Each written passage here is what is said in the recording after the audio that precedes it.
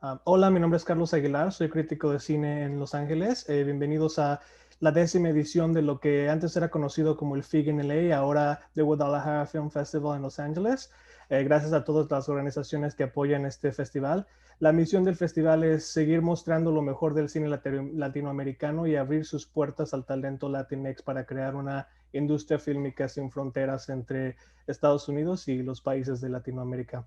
Estoy aquí para platicar hoy con el director, las productoras, el compositor y el director de fotografía del documental Off the Road, a José Permar, el director, Daniela Silva, la productora, María Casas, otra productora, Alberto Romero, el compositor, y Ernesto Trujillo, el director de fotografía. Gracias por acompañarnos. Hola, muchas gracias a ti. Muchas gracias Me al festival. parece bastante peculiar este documental de una manera muy interesante. Quisiera preguntarte, José, ¿cómo llegas a conocer de la Baja Mil y de este grupo de personas que componen el mosaico de tu documental, que me parece fascinante? Pues todo empezó porque yo soy de La Paz, nací en La Paz, que es la meta de la Baja Mil. Y desde chico conocí mucho como de las comunidades del sur de la península de Baja California. Entonces estaba estudiando en el departamento de imagen y sonido. Traía la inquietud ahí de hacer un documental sobre la identidad de Baja California Sur un poco, y como que lo primero que me llamó la atención fue lo chistoso de la gente que se prepara durante todo el año para recibir la carrera, cuando la carrera es algo que pasa de nada. Entonces empecé a encontrar como de gente que se prepara así por un año y les llama a la gente que tiene un carro, que son equipos así millonarios que vienen de todas partes del mundo, que los va siguiendo en helicóptero, y alguien consigue el teléfono de alguien y les dice: aquí van a estar tus compas de, no sé, de elegido Conquista Agraria, al pendiente. Y la gente se pone a buscar qué trae el carro, qué tipo de refacciones usa, y juntar por todo el año. Se hacen playeras con el nombre del piloto, y puede ser que el piloto pase y les pida agua, o puede ser que el piloto pase y les diga: chido, muchas gracias. Entonces como que primero, la verdad, fue como un poco como, o también como los aficionados a la carrera, que están ahí como a la espera de algo que pasa tan rápido. Primero fue como esa impresión, como esa imagen, lo que jaló todo. Y pues bueno, ya encontrando ahí me di cuenta como de todas las contradicciones que había alrededor de la carrera, que es un evento como monstruoso, grande, que cambia todo por un poquitito de tiempo en las comunidades, que para algunos es hasta destructivo, pero al mismo tiempo quieren que siga pasando por ahí a pesar de todos los desastres que hace, porque para muchos el abandono es tal que quieren más. Entonces creo que esa fue como la motivación para empezar a buscar los diferentes personajes, siempre más que nada buscando no por la carrera en sí, sino por más bien por lo que era dejado fuera de los reflectores en la carrera, ¿no? Quienes estaban ahí esperándolo, los afectados por ella, o los tres personajes principales, que eran personas que querían de alguna manera ser parte del evento, aunque la mayor de las veces el evento no se da cuenta siquiera que ellos existen, ¿no? Entonces por ahí que yo creo que empezó todo. ¿Hiciste una búsqueda quizás de estos pequeñas comunidades o pueblos? O María y Daniela, que si quieren comentar algo de encontrar estos lugares y de la dificultad quizás de poder producir una película en lugares tan desolados, tan alejados de lo que llamamos la civilización, ¿no? Hasta yo mismo lo dice, me parece. Pues es que para nosotras fue como, bueno, para mí cuando empezamos a ir, creo que fue como un descubrimiento primero de cada uno de los personajes a partir de que nos iban recomendando y nos iban diciendo: ay, no sé quién tiene un amigo que trabaja en no sé qué lugar, y luego Pepe y yo nos íbamos en un carro y nos íbamos manejando un montón de horas hacia arriba y perdiéndonos en el desierto, y así fuimos conociendo.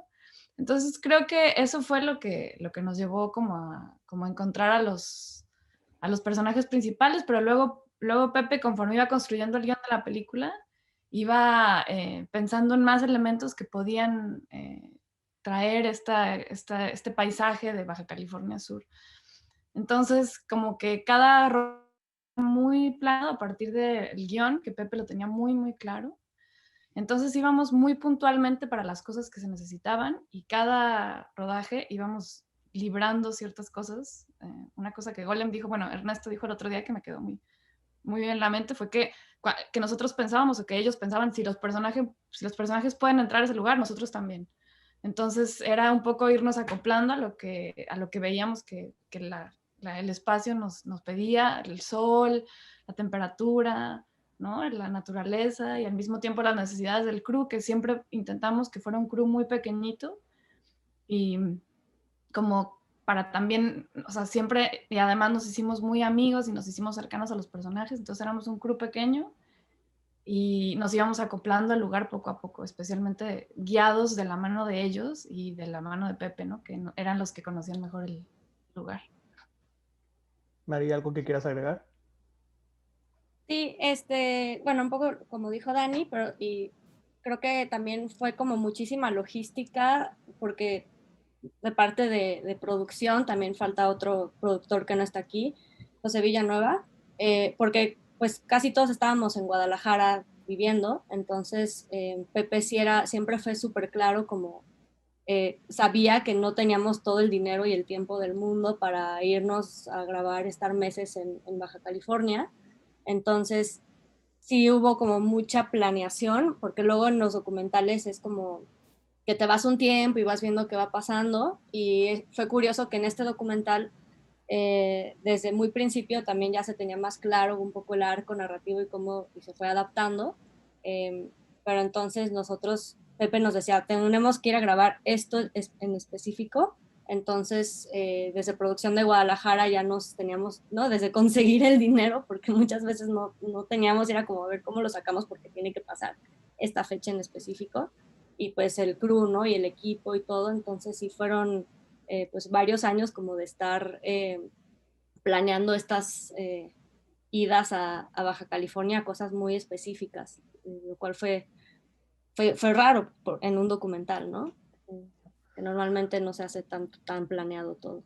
No.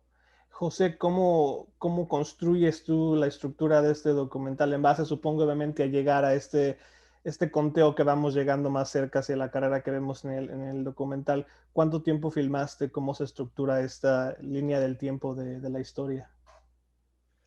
Pues desde el inicio yo creo que la anécdota estaba muy clara al platicar la idea de la peli, porque es gente que se está preparando para el paso a una carrera que viene una vez al año. Entonces, como que ahí ya a lo largo de la película estaba como muy claro de que de alguna manera el clímax o medio anticlímax que tiene la peli es el paso de la carrera. Ya sabía que la historia iba a ir como de al año que se van preparando. Entonces, eso fue como lo primero que ya me dijo, ahí está. Y creo que como fuimos conociendo a las personas a los protagonistas, que hay muchos personajes en la película, pero como las historias principales que son con Paco Aguiar, con la familia de Rigo, Army, Daniela, con Davis y con Chinana, con ellos ya fue como que muy rápido nos hicimos amigos, o sea, como que muy rápido empezamos ya como a entendernos y creo que en un punto empezamos a jugar con a la película, entonces había el chance había cosas que eran como de su vida y luego ya era como, bueno, estamos haciendo una separación entre su vida y lo que es la idea para la película y ya eso nos dio paso a jugar también mucho con ellos, de a poder planear una escena que queríamos, como provocar algunas cosas o no sé, como la escena del Rigo que parece como medio un astronauta en el desierto, que ya eran cosas como de que las podía platicar con ellos porque estaban muy conscientes de que era una peli y entonces estábamos jugando a hacerla entre todos y era como, mira, quiero hacer esto, órale, me traigo el casco, sí, tráetelo, ¿cómo? ¿De qué color? Igual a la otra vez, sí, o sea, como jugar ahí un poquito a armarlo. Y pues, eso fue lo que ayudó mucho. No sé si es la manera como correcta o no de hacer docu, porque a veces yo también me sentía como preocupado porque tienes como esta idea de que en el docu estás fielmente retratando la realidad y siendo afectado por la realidad como se te va presentando durante el docu. Y obvio estuvimos muy abiertos a lo que se nos presentara, a improvisar con lo que se nos presentara, pero sí había un guión muy preciso desde el inicio y era más bien como ir llenando un poquito esos huecos del guión con los protagonistas, claro que teníamos opciones, pero llegamos con opciones muy cerradas, ¿no? Como que también, como decía María, intenté ser muy preciso por esta cuestión de que no todos estamos viviendo allá, la mayoría del equipo técnico venía de Guadalajara, es raro que se filme como cine en Baja California Sur, entonces era también como pues como un reto, como bueno, vamos a ponernos estrictos a aprovechar el tiempo lo mejor posible, y eso afectó al final de cuentas que es un docu muy cercano a la ficción, creo yo. Al final de cuentas se nota en eso, y ahí es donde ya te digo, no sé si es bueno o es malo. Yo estoy contento con cómo se armó, pero siento que es una peli muy cercana a la ficción también. ¿Cuántos años filmaste? ¿Fueron en repetidas ocasiones que viste este proceso hacia la carrera? En total fue 4 años. Empezamos y hubo como, yo creo, como 3 etapas de producción, o como 3 tipos de producción. Primero fue como esta más chiquita, en la que un crew muy reducido nos hicimos como más cercanos a los protagonistas y estuvimos ahí en sus casas, grabando cosas muy pequeñitas con su familia, entendiendo cuáles eran sus planes para el año. Luego, cuando llegó la Baja Mil, se convirtió en un rodaje como más, no sé, ahí era como una operación logística bien rara. En un momento teníamos gente grabando al mismo tiempo en Tijuana, en Ensenada, en Ciudad Constitución, en Puerto San Carlos, en La Paz, en un montón de localidades en toda la península. Gente viajando de un lado para otro, un crew que luego se separaba en 2 crews. Casi como esta persona te va a pasar una cámara, tú le pasas un lente y ahí le vamos a poner un micrófono y él se va a convertir en otra unidad. Y fue como una cuestión ahí logística. Pasamos como 30 horas, lo que dura la carrera, sin dormir, de hecho.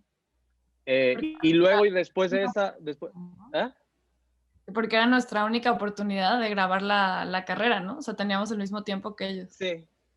Sí, era como, ahora sí respondiendo a la carrera nada más. Y luego pasa, y ahí ya se sumó también mucha más gente, ya hubo otras unidades, otros cinefotógrafos y cámaras adicionales. Y la última etapa de rodaje fueron los corridos, que ya fue una parte que nació hasta que ya teníamos como un corte más o menos de la película, o al menos algo que podamos ver, para poder jugar con esta cosa de poner estos personajes que eran ahí como, según mi idea, eran como unos fantasmas en el desierto que sabían siempre hasta el final de la película. Entonces, para poder hacer esto de que pudieran cantar en el corrido justo que acaba de pasar en la vida real, fue lo que se hizo hasta el final. También fue otro tipo de rodaje, con otro tipo de equipo. Ahora sí nos trajimos dollies, tramoya más grande, obviamente más personas, porque eso requiere más personas también, una diseñadora de producción, diseño de vestuario, maquillaje. Ahora sí con rodaje más cercano a la ficción, no sé, unas 20 y tantas personas de repente, no sé, un rodaje un poquito más grande. Para docu es bastante grande, creo yo. Entonces creo que fueron como básicamente esas 3 etapas a lo largo de 4 años. Qué dedicación. Ernesto, platíquenos de lo que me gusta mucho también, los paisajes desolados que vemos en esta película. Hay lo que comunica ver esos edificios vacíos, estos lugares que su historia es contada por los personajes que alguna vez tuvieron vida, y cómo los captura la cámara es ah, habla mucho de la historia de este lugar. Sí, pues todos los paisajes y todas esas cosas que están ahí eso fue un proceso de búsqueda muy exhaustivo en realidad. Como que invertimos mucho tiempo en ir por la carretera y estar atento al entorno todo el tiempo, porque no íbamos, o sea, todos los paisajes de abandono y así son locaciones que encontramos mientras íbamos en la carretera, ¿no? Y entonces veíamos un paisaje que nos gustaba y nos parábamos así como de párate, y entonces así bien a la brava, y buscábamos la manera de retratar ese paisaje como con esa sensación de abandono también, pues, ¿no? O sea, fotografiándolos, creo yo, como si fuera un paisaje hermoso, pero que en realidad no. O sea, dentro de su contexto creo que son hermosos, pues. O sea, no. O sea, es decir, es como si viéramos el mar y también lo fotografías para que se vean bonitos, ¿no? Entonces como que esos paisajes destruidos tenían como ese objetivo de parte de la cámara, era hacer que se vieran hermosos dentro del contexto que hay ahí mismo, ¿no? Si se puede llamar así. José, temáticamente, ¿por qué te interesaba incluir estos paisajes y estos edificios abandonados a través de estas comunidades? Porque, porque en mi onda, la Baja Mil era, era más como una especie de metáfora de la relación de esta parte de México con Estados Unidos. O sea, entonces, como que para mí en el gran tema de la peli estaba esta idea de como de la migración a la inversa que existe y también como esta especie de invasión o, o de como de relación de poder que hay entre México y Estados Unidos, que se nota mucho en esa región. La región de Baja California Sur, toda la península de Baja California, es un lugar que, por ejemplo, hasta el nombre perdió, ¿no? Aprovechando que hay gente aquí está en California, Estados Unidos. Es, es, es, fue precisamente como la original California. Ahora el nombre quedó como reducido a pura ubicación geográfica. Es ignorado por mucha parte del México continental. Entonces hay una cosa ahí como de un lugar siempre orillado al olvido y nada más recordado por un evento externo que viene, hace su desastre y se va. Entonces como que a mí me funcionaba mucho como esta especie de cosa de poder ahí entre naciones, en México y Estados Unidos, para ser preciso. Y pues por eso me importaba mucho también hablar como de esta gloria que se fue del lugar, porque habla mucho del abandono en el que está el lugar, como en esos procesos que ha tenido constantemente de abandono. Es un lugar que se ha abandonado desde su descubrimiento, desde su nombramiento, desde llamarse el Estado. Como que siempre ha pasado como cosas de abandono y entonces era bien importante para mí mostrar también esa faceta que pasó con el Valle de Santo Domingo, que fue justo como un lugar que se fundó con la idea de hacer como una especie de ciudad modelo, trayendo gente de otras partes para poblarlo, y cuando ya no se pudo más, el lugar ahí quedó, y muchos poblados que vivían de eso quedaron abandonados a su suerte. Entonces, se me hacía a mí algo importante y muy vinculado al tema, y le daba la diferencia a que no fuera una película de off-road, porque yo no quería hacer una película de off-road, o sea, no estaban tan interesados en el deporte en sí. Entonces, meter estos temas ahí me ayudaban a mí también a darle este sentido a la película, que al final iba de esto, de cómo hay un abandono en una tierra, o cómo se abusa de una tierra, de un lugar, de una geografía. Por eso creo que fue muy importante para mí mostrar el Valle de Santo Domingo. Claro, y hasta cierto punto la carrera es lo que regresa un poco de eso, ¿no? Hay una escena en la película en la que alguno de los protagonistas habla de que parece ciudad cuando traen luces para la carrera, es un poco como que revive, ¿no? Cuando llega la carrera ahí. Sí, hay una cosa ahí. Yo nací en La Paz y viví ahí hasta los 18. Y hay una cosa ahí que creo que pasa en las ciudades pequeñas, como de que te emocionas cuando hay algo externo que te está tomando en cuenta. Como, va a venir algo, va a venir gente de todo el mundo, wow. Nunca he visto a alguien que habla inglés, que habla japonés, wow. Hay como una cosa ahí como de ser tomado en cuenta que me interesaba mucho para definir como la identidad del lugar. Como que yo quería hacer una película sobre la identidad del lugar y eso es una parte como bien interesante que se me hace de la identidad del espacio, porque ya hay mucho visto como de lo bonito que son los paisajes, del desierto, de las ballenas, que, que, que me encanta, pero luego hay una cosa como que es como que si le dices a eso la identidad de un lugar, como que estás invisibilizando al humano, como a la gente que vive ahí, y eso da mucho chance a la depredación también. Entonces como que mi onda era también como, bueno, vamos a ver las contradicciones que se viven en el lugar, o sea, ¿cómo es posible que se hizo por eso los corridos también, porque era como esta amalgama de cosas, como algo tan identitario, tan regional como la música sierreña, tocando cosas sobre algo tan externo y tan tosco como la Baja Mil. Entonces era como pum. Y esta cosa que a mucha gente en el lugar tampoco le gusta la carrera, o a mucha gente en el lugar no le gusta la música regional mexicana. Entonces, como mostrar esas contradicciones también del lugar, para mí era importante. Claro. Alberto, platícanos, ¿en qué momento llegas tú a la película? ¿Una vez terminada o empezaste a trabajar mientras se filmaba en este proceso de 4 años en la música? No, yo llegué ya al final, ya más fácil, después de esos 4 años. Y Pepe ya tenía la idea, ya tenía incluso la música ya tenía las composiciones de Cierreño. Entonces me dijo, me enseñó la película, vimos como los tintes de western y pues la primera referencia era, se empezó a hacer una referencia combinada que ya sonaba hasta imposible, ¿no? Era Ennio Morricone con sonidos industriales, pero que tenga timbres de cierreño, ¿no? Como la tuba y la docerola.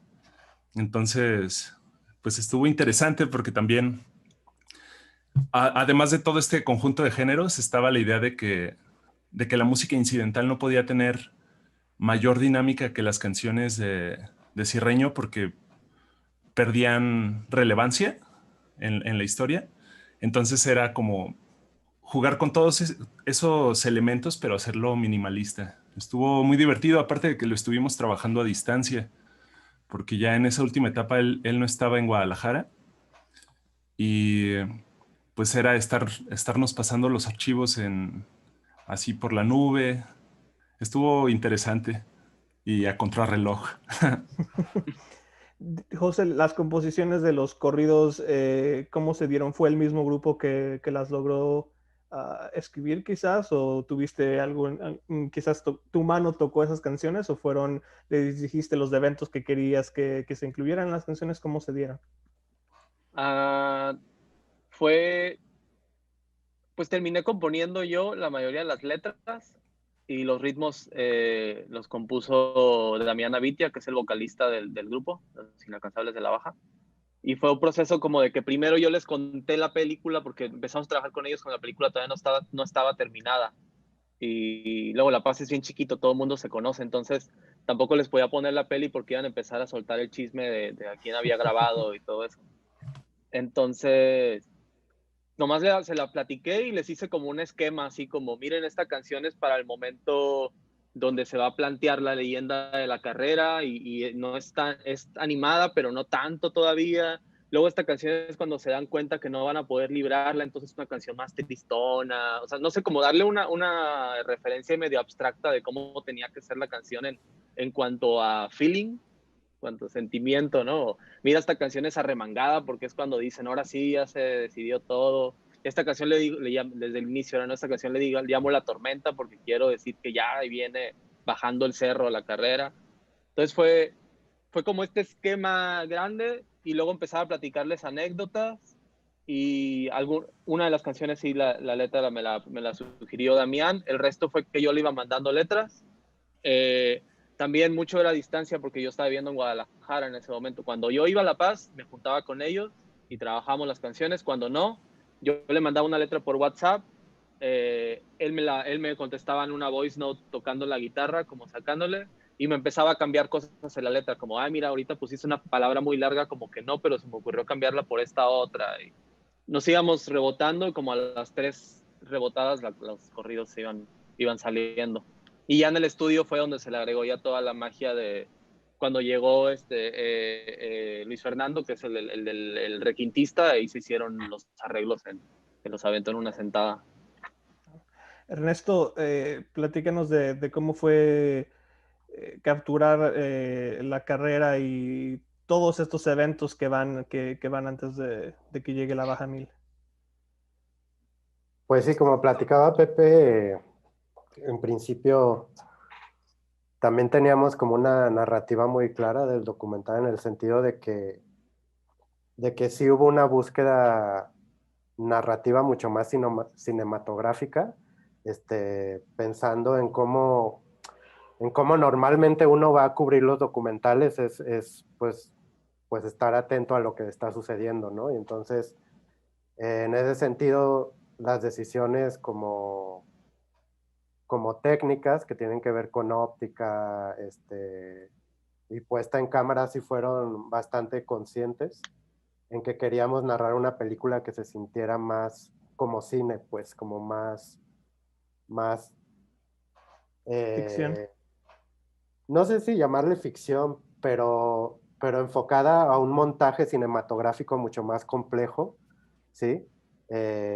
Y que eso desde el principio fue una búsqueda muy clara que tuvimos Pepe y yo, ¿no? Entonces todo el tiempo estábamos, yo fue un trabajo que disfruté mucho porque yo todo el tiempo estaba pensando en montaje cuando estaba cubriendo las escenas, ¿no? Es decir, qué iba a necesitar el editor para poder contar esta película de una manera más cinematográfica, pensando en una ficción, en cómo se construye una ficción, ¿no? Y entonces plano detalle, plano contra plano, plano abierto, y entonces como que en ese sentido me volví como una gacela que se movía rápidamente de un punto a otro punto para poder cubrir las acciones lo más rápido posible y con el tiempo necesario para el montaje, ¿no? Y de esta manera también está lo opuesto, que apostamos muchas veces, Pepe y yo, en dejar que los planos sucedieran el tiempo que necesitaban, es decir, no cortar la escena cuando ya sentíamos que se tenía que cortar, ¿no? Sino darle tiempo a las situaciones y a las circunstancias de que sucedan como tuvieran que suceder. Y sí hubo un trabajo de mi parte como muy claro, por ejemplo, esto que hablaba Pepe de cuando teníamos 3, 4 unidades al mismo tiempo filmando, para mí era muy importante que no se sintiera la mano del fotógrafo, o sea, es decir, que la cámara siempre se sintiera como una misma todo el tiempo. Y creo que eso es algo de lo cual me siento muy satisfecho con el resultado, o sea, que yo no puedo ver, o sea, yo no puedo ver a los demás fotógrafos en el material.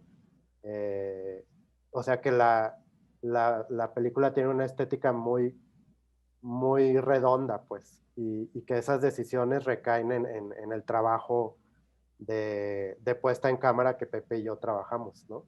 Claro. Y que después esto se reflejó de una manera muy distinta cuando llegaron los musicales, ¿no? Porque los musicales deberían tener también su propia estética y su propia narrativa, dependiendo del feeling de la canción y dependiendo del momento donde iban a estar en la película. Claro.